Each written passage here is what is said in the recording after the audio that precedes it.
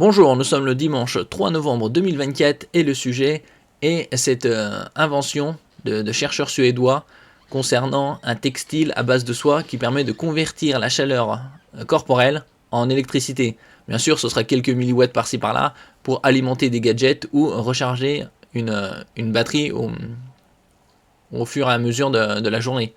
Ça fait penser un peu à Matrix où les humains étaient dans des cocons et les machines tiraient de l'énergie des corps humains. N'oubliez pas de vous abonner pour plus de news sur le monde de la high-tech ainsi que les bons plans également sur mon Twitter et en description sous toutes mes vidéos. Un textile intelligent à base de soie convertit la chaleur corporelle en électricité. Les chercheurs suédois ont mis au point un textile révolutionnaire à base de soie qui récupère l'électricité de la chaleur corporelle, ce qui pourrait permettre aux appareils portables de ne plus avoir besoin de piles à l'avenir. Bien sûr, ce sera quelques milliwatts par-ci par-là, et donc ça ne nécessitera pas une énergie phénoménale. Ce tissu durable et lavable, ça c'est un bon point pour la durabilité, pourrait transformer la façon dont nous alimentons tous nos appareils, des trackers de fitness aux capteurs de santé. Et donc ça évitera la pollution de fabriquer des mini-piles. Récemment, ils avaient parlé d'une mini-pile nucléaire, un peu comme dans Terminator, qui permettrait de fonctionner des dizaines d'années. Après ça, ce sera pour des appareils spécifiques.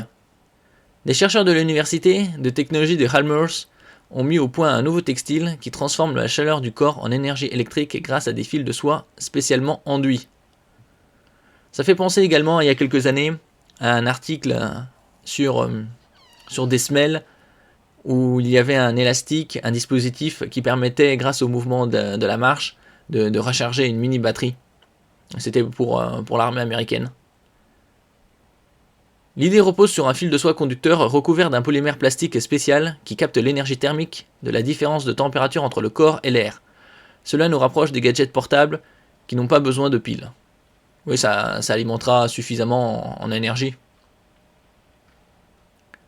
Les polymères que nous utilisons présentent des avantages uniques. Ils sont souples, légers et peuvent être appliqués sous forme liquide ou solide tout en restant non toxiques, explique Maria Vittoria Craig Hero, chercheuse principale et doctorante à Chalmers.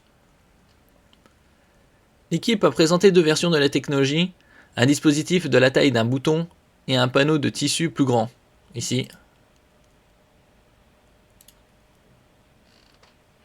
Ces dispositifs produisent de l'électricité lorsqu'il y a une différence de température, la tension de sortie variant en fonction de la différence de température et de la quantité de matériaux conducteurs.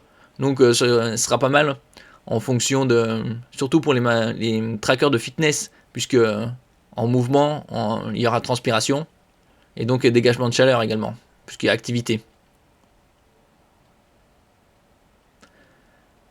Le matériau s'est avéré durable, restant efficace pendant plus d'un an et résistant à de nombreux lavages. Après 7 lavages, il conservait encore 2/3 de sa forme conductrice. Il ne faudra pas le laver souvent alors. Bon, ce sera amélioré certainement avec le temps. Mais il faudra l'améliorer pour une utilisation dans le monde réel. Bon, c'est que le balbutiement. Donc d'ici probablement, on va dire, 2030, ça devrait être faisable. Voire peut-être même avant. Pour l'instant, la fabrication de ces matériaux thermoélectriques prend du temps. En laboratoire, il s'agit d'un processus manuel qui implique une préparation et une couture minutieuse. Un échantillon de tissu a nécessité 4 jours de couture à la main. Oui, voilà, faudra des petites mains du Bangladesh ou d'Inde comme ils appellent ça.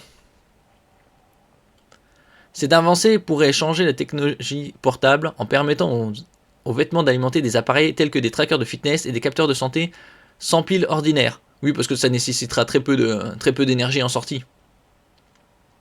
La technologie utilise la différence de chaleur naturelle entre nos corps et l'air pour continuer à produire de l'électricité, de l'énergie.